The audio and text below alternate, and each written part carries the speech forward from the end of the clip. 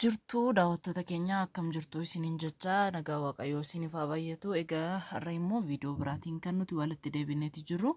Viidiyoon keenya har'as akkaataa misira allicaasaa irdiidhaan hojjetan ilaalla. Egaa misira allicaasaa hojjechuudhaaf wantoota na barbaachisan qabadhee kan nanu jiru shunkurtii, timaatimii, akkasuma misira nan qaba, irdii, ashaboo, qaaraa, zayitiillee nan qaba jechuudha. Egaa wantoota na barbaachisan akkaataa kanaan qopheeffadhee kan nani jiru. Egaan isinillee haala kanaan hojjetatanii fayyadamuu ni dandeessu isiniin jecha.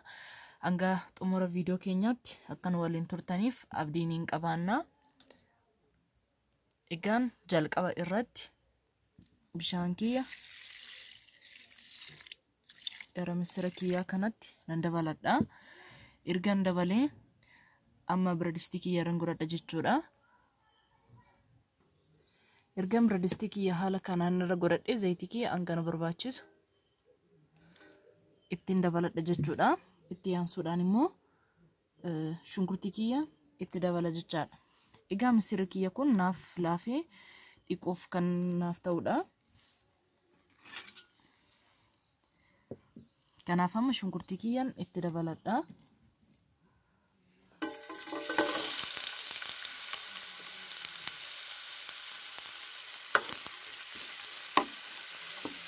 Haala kanaan nan bilcheessa jechuudha. Itti aansuudhaan akkasuma timaatimiin illee hin jira. Ammaaf shunkurtii kiyya yeroo bilcheessu timaatimii kiyyaan itti dabala jechaadha.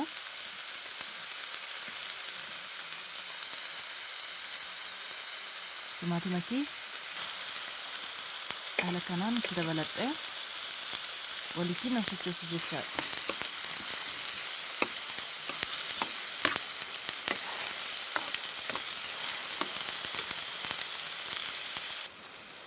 Egaan shunkurta zayita timaatima haala kanaan kan inni bilchaachaati jiru. Misira kiyya immoo keessaatti akka firiinsaa haala kanaan addaa fi keessaanii ba'a jechuudha. Sanii booddee yeroo itti dhaqutti bishaan isaa keessaan basa waan ta'eef egaan amma irdii muraasa ta'e ittiin dabaladha karariidhaaf jecha. Ergan itti dabalee walitiin nan sochoosa.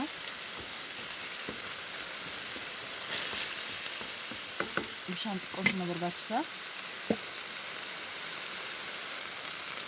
Bishaan xiqqoo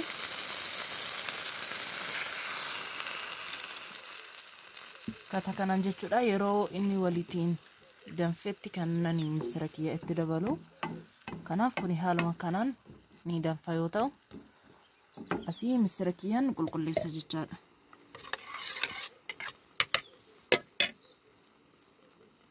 Egaan chaanaalii keenya like subscribe godhaa isiniin jechaa nu faana tura. Misira kiyyarraa haala kanaan qulqulleessee jira waan ta'eef akkasumas hogonsaa kan bilchaachaa jiru kanatti nan dabaladha.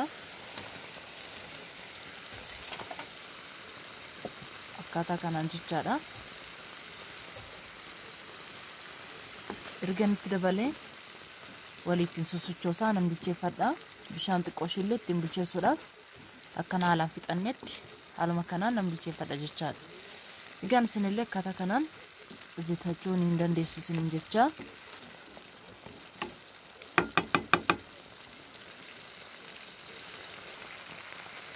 Erga misira kiyya itti dabalee haala kanaan kan inni bilchaachaa jiru. Egaan hanga misirri isaa sirriitti bilchaatutti akkaatuma kanaan sochoofachaa nan bilcheessa jechaadha. Egaa xumura irratti kanaaf qaaraa fi ashaboo kiyyaadha waan ta'eef kuni daqiiqaa muraasaaf sirriitti bilcheessuun qaba.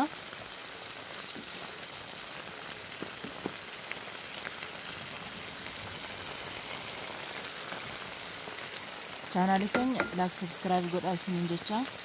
Hanga xumura viidiyoo keenya nu faana tura. Bishaan xiqqoo ishiitti dabalee daqiiqaa muraasaaf nan bilcheeffadha. Akkaataa kanaan jechuudha.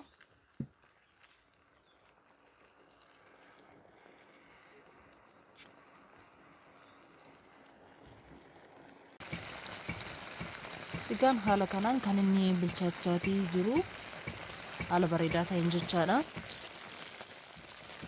Egaa xumura irratti kanaaf ashabootii ittiin dabaladha. Akkaataa kanaan jechuudha. Ashabootii ergan itti dabalee waliin sosochoosee irraatiin fuudha jechaadha. Egaa haala kanaan isinillee mana keessanitti akka bitattanii fayyadamtaniif abdiin hin qabanna jecha. Amma akkaataa dhiyeeffata isaatti deemen jira. Qaaraa kiyya irraa fuudhee kanan itti godhadhu. Haala kanaan jechaadha. Amma irraatiin fuudhaa jechuudha. Egaan qaaraa kiyya ittiin dabaladha. Akkaataa kanaan jechuudha. Ergan itti dabaleeti. Amma gara biddeena kiyyaatti fudhadhee akkaataa dhiyeeffata isaa isinitti agarsiisaa nu faana tura. Egaan amma gara biddeena kiyyaatti nan fudhadha. Akkaataa kanaan jechuudha.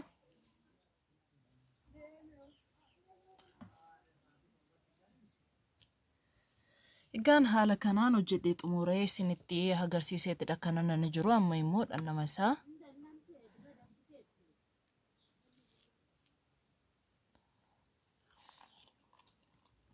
waaw, nyaata baay'ee mi'aawudha. Isinillee haala kanaan hojjedha fayyadaman isiniin jedha. Viidiyoon har'aaf isiniif qabadhee ture kana fakkaata. Hanga viidiyoo biraatii wal agarruutti nagaatti turaa isiniin jecha. Chaanaalii keenya like, subscribe godhaa. Fayyaa argadhaa.